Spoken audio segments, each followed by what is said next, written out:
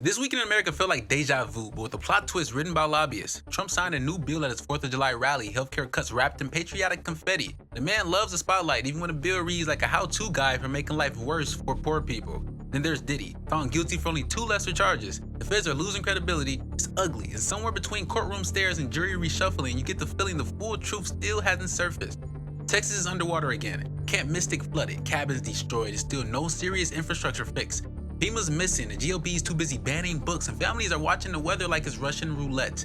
Meanwhile, in Wisconsin, an abortion ban from 1849 was overturned. That's right, 1849 as in before elevators, telephones, or women being considered people.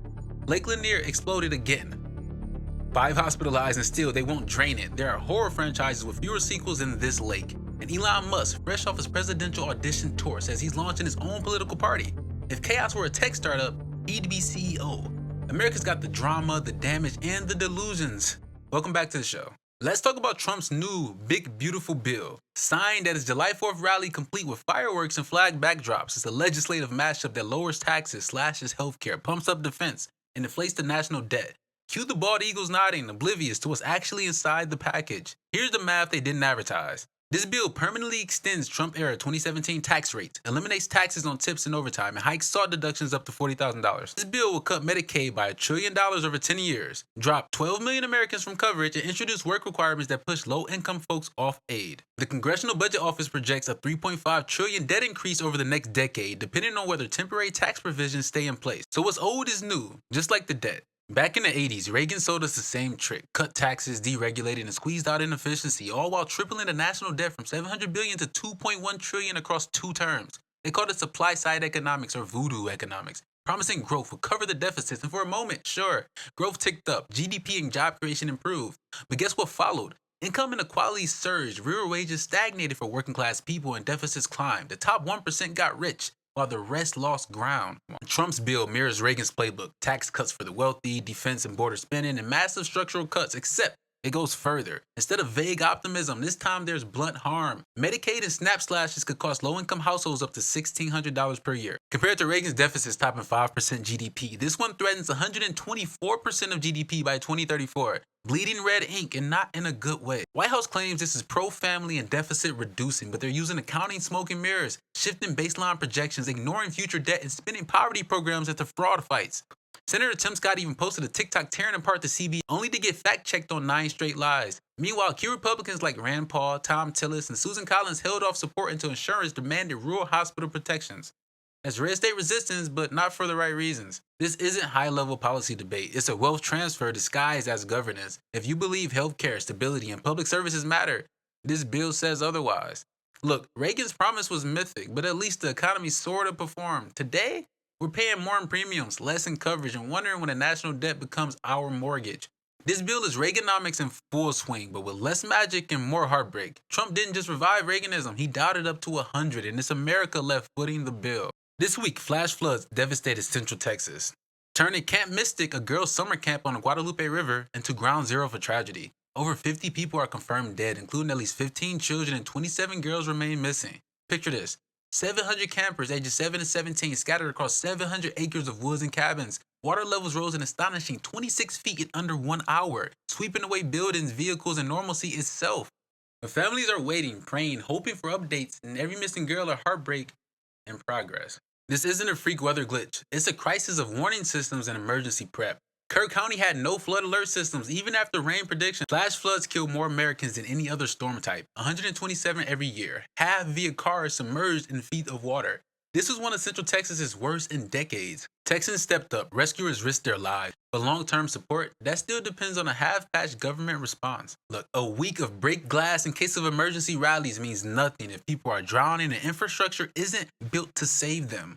Flood warnings went out hours before, but alarms didn't reach the cabins. It's 2025 and in the country with moon missions and Instagram influencers, we still can't keep kids safe in a storm. This is your country on neglect and on the line. This week, Wisconsin's Supreme Court struck down an 1849 abortion ban, ruling it unenforceable and affirmatively allowing abortion access in the state once again. After Dobbs in 2022, providers halted abortion services, worried that the 176-year-old law might be enforced. Now, Supreme Court clarity ensures abortions can legally resume up to 20 weeks, plus exceptions for maternal health beyond that. The court ruled that newer legislation like the 1985 viability threshold and subsequent statutes that regulate who, what, where, when, and how abortions occur effectively repealed the archaic 1849 statute. It's been a 3-year struggle. The Attorney General sued in 2022. A trial court clarified the ban didn't apply. Now the state Supreme Court sealed the deal. This restores legal certainty for clinics and patients alike. After nearly 3 years of fear, Wisconsinites can now access abortion. No more court delays, no more legal guessing. It matters. Abortion rights now hinge on local courts and political ties, not just federal mandates. This verdict isn't just constitutional housekeeping, which we should do in a lot more places, don't you think? It's medical and moral freedom landing where it belonged all along. But remember, the clock runs on state politics. One new judge, one new legislature, and access could evaporate again. So celebrate the win, but stay alert. If America were a haunted house, Lake Lanier would be the basement. The kind with flickering lights, unmarked graves, and a weird smell nobody wants to talk about. Over 700 people have died on that lake. That's not just dangerous water numbers. That's why the hell are we still jet skiing here numbers. And on July 4th, like clockwork, Lanier did what it always does. Remind us it should have never been built in the first place. A 23-foot cabin cruiser erupted into flames near Margaritaville Resort. 5 people were injured, including a child. The explosion was so violent, witnesses said the boat shot into the air. Apparently, something sparked when they tried to start the engine. A grim fireworks show brought to you by bad engineering and worse decisions. But here's the part you don't see on the lake brochures. Lake Lanier was built in the 1950s over Oscarville, a prosperous black town in Forsyth County. Back in 1912, a white mob lynched a teenager, falsely accused 2 more black boys of assault, and then burned down the entire town. Over 1,000 black residents were violently forced out. A generation later, the government just flooded what was left. No memorial, no justice, just water. So yeah, when people say Lake Lanier is haunted, they're not talking about ghost stories. They're talking about racial cleansing, unmarked graves, and generational trauma that literally seeps up from the lake bed. Maybe the water remembers what America wants to forget. And every 4th of July, while folks are grilling ribs and shooting fireworks, the lake shrugs like, cool party, but I still got unfinished business. Just when you thought America's political circus couldn't get any weirder, Elon Musk decided to add another tent and maybe a flamethrower. This week, Musk formally announced the launch of his new political movement, the America Party. Yep, America. Just America. Not American Renewal, Liberty Alliance, or anything. Just America. Real subtle. So he made the announcement on X, formerly Twitter, also formerly Good, claiming his new party will be independent, anti-woke, pro-innovation, and radically free speech. But here's the kicker. This platform is so vague, you could fit Ron DeSantis, Joe Rogan, and a refrigerator magnet that says, live, laugh, love under it, and nobody would notice the difference. Insiders say he's pulling away from Trump, not because he disagrees, but because he wants to be the main character. He saw 2024 and said, what if I ran it like a tech startup with no customer service? The scary part, he's got the money to do it. And if there's one thing America loves more than freedom, it's a billionaire with a God complex and Wi-Fi. So now we got MAGA, we got whatever the Democrats are doing, and we've got Musk, the man who's tanked Twitter and somehow still thinks Neuralink will let you stream Netflix to your brain. And it probably will in about 10, 15 years. So look, we're not saying he's building a cult, but if the America Party platform includes flamethrowers, AI presidents, or an official state anthem produced by Grok, don't say we didn't warn you. If you made it through all of that without screaming into a pillow, congratulations, you are desensitized. And if this felt like a fever dream wrapped in a newsreel, that's good, because that's America in 2025. A country where satire feels like journalism and billionaires launch ideologies like iPhones.